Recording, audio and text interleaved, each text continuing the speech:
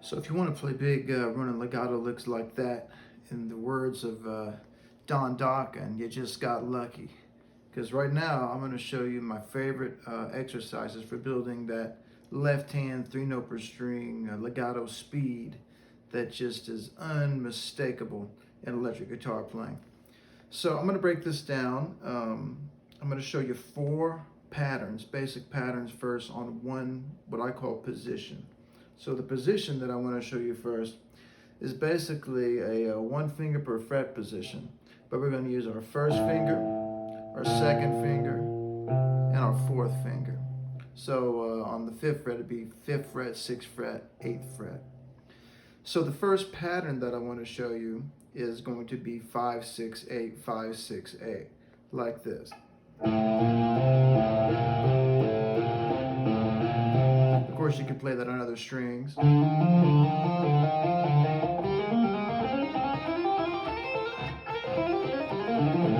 Or something like that. Now, the big goal here is that you realize that this little thing right here is low note, middle note, high note. Okay, that's the pattern.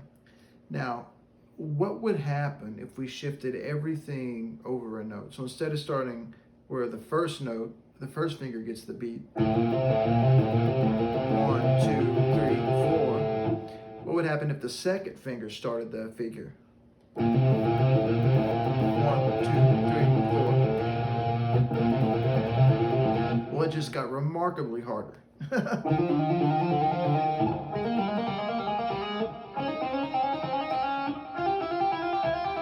It's much harder to do than the first one. All of these patterns I'm going to show you have ones that are just terribly difficult. So what if we move the accent over 1 note again? This time we would start on the 4th finger. It would still be the same rotation of fingers, low, middle, high, but we start on the high finger.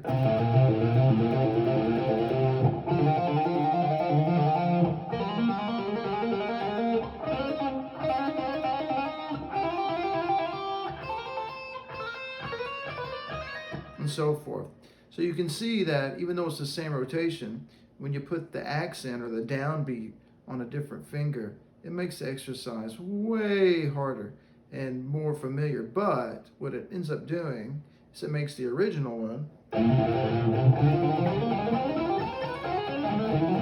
even more fast and deadly fast. I mean, ridiculous fast. And it's a lot more economical for your time to practice the fingers that are displaced, you know, the rotations of the original. Let's look at a different pattern. So instead of going low, middle note, high note, let's go high, middle note, low note. 1, 2, 3, 4, 2. So forth, all right? Now, let's do rotation. So instead of starting on the high note, we'll start on the middle note, but keep the same thing. So middle, low, high. 1, oh shoot, that's hard. 1, 2, 3, 4, 1. That's the other thing. If you can count where the finger that you start on, 1, 2, 3, that'll help.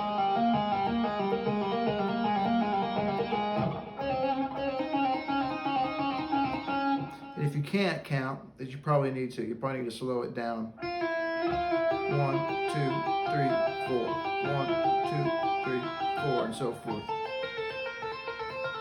Because really the trick to playing fast and hearing these is being able to hear it in your head. That's a big part of it.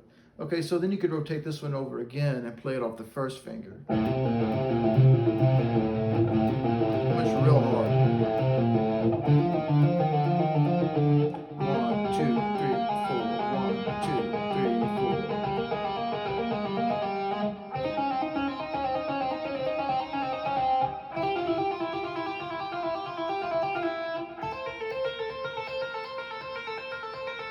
And as you do these rotations, you can find the little mistakes that they're already in your technique, which is why it's so critical to do these rotations, because you find the mistakes that are already there, but you just don't know it because you're not emphasizing that note or that movement clearly enough. Okay, so let's look at another pattern. Now let's look at a 4-note pattern where we go low note, middle note, high note, then back to middle. So it's like back and forth.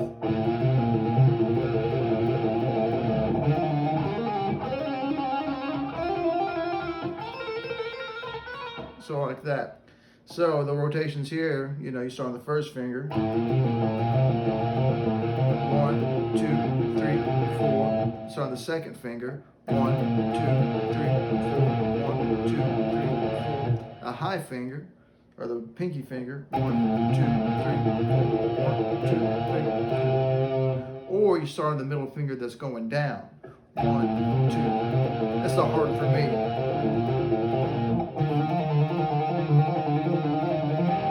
It's tough. So there's the 4-note patterns. Next is a really popular pattern. I use the pattern in the little lick I started at first. I think like the first 3 runs were this pattern. And what it is, it's the high note, low note, middle note, high note, middle note, low note. Or the right pattern, right shape here.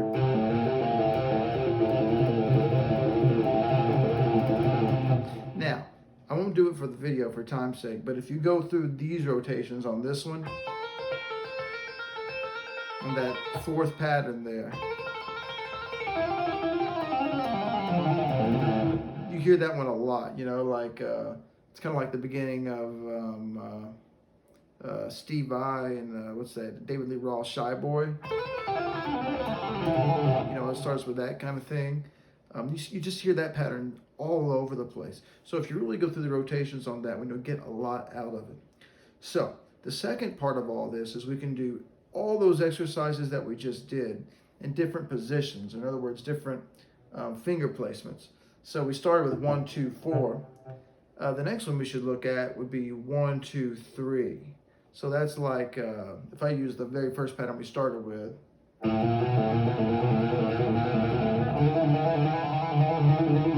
you know, you see that like in the middle of a blues scale, right? And if you do like the last pattern we did, that sounds ridiculous. Man, it gets out of control. Now the next position I want to show you is the same thing intervallically, but instead of doing it with 1, 2, and 3, we're going to do it with 2, 3, and 4. It's tough. This one really isn't as useful for performance as much as it is for a great exercise for your 3rd and 4th finger. It'll also fix your hand position and force you to have a more square position to the neck.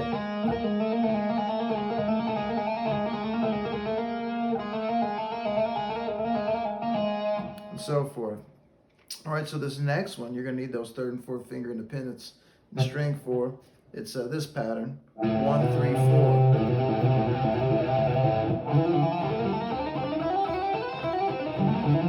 Now, some people in performance, they don't use that one unless they're like playing low frets. I'm kind of the same way. I'll go ahead and play that pattern or that position with 1, a stretch 2, and 3. So it's the same intervals, but with stronger fingers. There's nothing wrong with that. A lot of good players do. So the next one, I guess it's just the standard where we have a whole step between every note. So 1, 2, and 4, or 5th fret, 7th fret, 9th fret.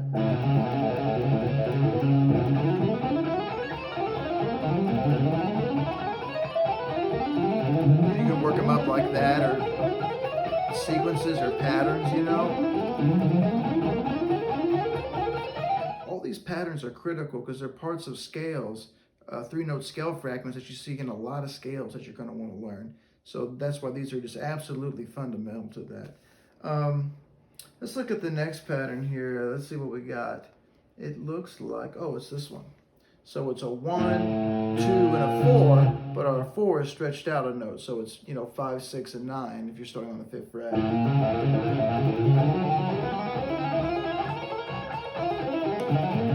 This would be like part of like maybe a D harmonic minor.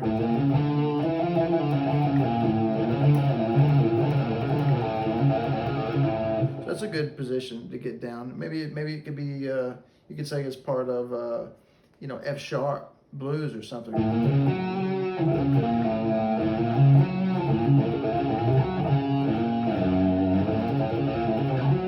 So there's another intervallic possibility for that in a scale. Let's look at the next pattern. It's 1, 3, 4, but notice we have the third fret is stretched, so it's like, or the third finger stretched, so we have 5th fret, 8th fret, 9th fret.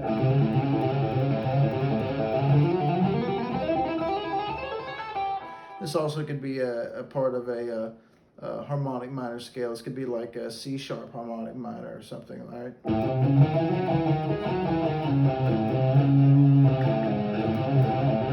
Or maybe it's A blues or some kind of A bebop.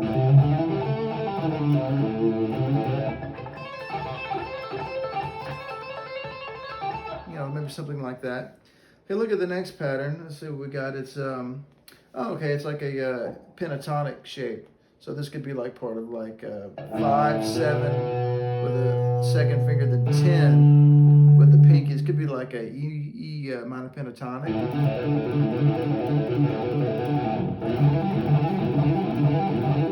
Or it could be like B minor pentatonic.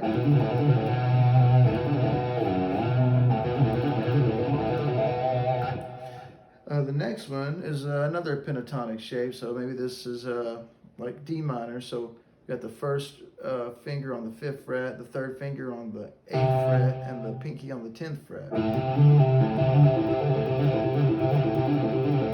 And if any of these give you trouble when you're first learning them, move them up the fretboard. Here's one that you definitely might want to move up. This is like 5th fret, 8th fret, 11th fret, 1, 2, and so this is a diminished arpeggio, essentially. Well, it is a diminished. You'll often hear a lot of players play these a little higher and just straight across the strings,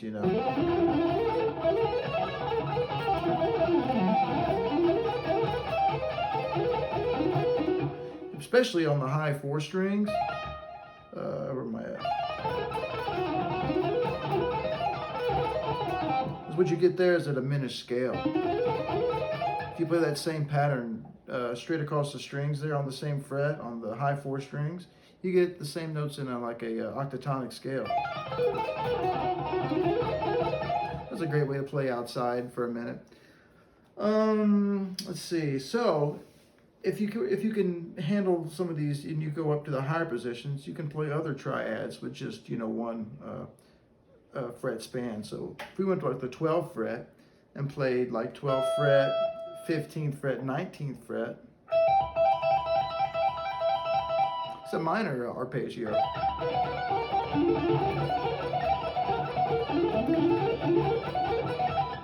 So that's a quick way to play. Or, if it's a minor, well, you can just make that middle note one higher. The next example, play a major arpeggio. Kind of like Ice Cream Man, Van Halen. Something like that.